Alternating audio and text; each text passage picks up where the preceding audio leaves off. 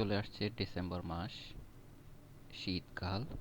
এখনই পারফেক্ট সময় কক্সবাজার ট্যুরের জন্য। তো আপনি ঢাকা অথবা গাজীপুর থেকে যদি কক্সবাজার যেতে চান, একদিনের জন্য হোটেলে থাকবেন, সেক্ষেত্রে আপনি একদিনের ছুটি নিয়ে অথবা 2 দিনের ছুটি নিয়েও যেতে পারেন।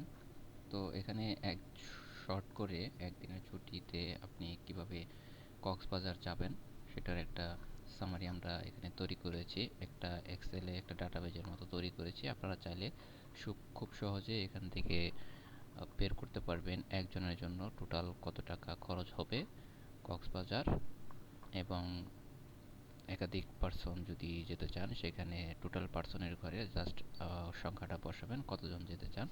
এখানে আপনারা ডেট ওয়াইজ কত টাকা খরচ হবে, গ্রুপ ওয়াইজ অথবা পার্সোনাল, এবং কোন দিন কোথায় কখন যাবেন সেটার একটা রিভিউ দেওয়া আছে, এবং টোটাল আপনার খাবার খরচ, transport cost, hotel cost, group wise কত টাকা পড়বে এবং পার্সোনাল পার হেড কত টাকা করে পড়বে সেটার একটা টোটাল ক্যালকুলেশন এখানে করে দেওয়া হয়েছে।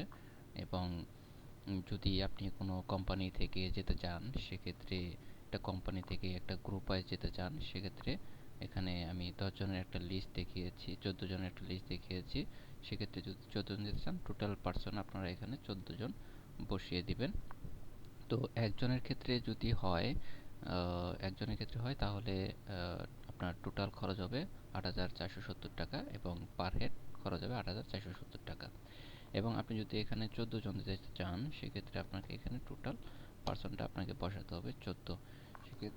সেক্ষেত্রে পার ডে আপনার 14 জনের খরচ দেখাবে ডে ওয়াইজ, এবং আপনার টোটাল খরচটা দেখাবে আপনার এখানে দেখাবে টোটাল টোটাল 14 জনের খরচ, total transport cost, total hotel cost এবং ইন্ডিভিজুয়াল পার হেড কস্টটাও এখানে অটোমেটিক বের হয়ে আসবে। এখন যদি হয় যে আপনার কোম্পানি থেকে আপনাকে ডোনেট করেছে কিছু একটা অ্যামাউন্ট, সেক্ষেত্রে আপনি এখানে ডোনেট অ্যামাউন্টটা বসাবেন এবং পার্সোনাল কস্টটা আপনার অবশ্যই কমে আসবে সেখান থেকে। এখানে যদি আমরা 50,000 টাকা আমরা কোম্পানি থেকে একটা ডোনেট পাই, তাহলে আপনি এখানে অ্যামাউন্টটা বসাবেন, অথবা যে অ্যামাউন্টটা আপনারা পাবেন সেই অ্যামাউন্টটা আপনারা এখানে বসাবেন। সেক্ষেত্রে আমি যদি এখানে জাস্ট 50,000 টাকা বসিয়ে এন্টার করি তাহলে আপনার পার হেড গুনতে হবে নিজের পকেট থেকে 4,898 টাকা।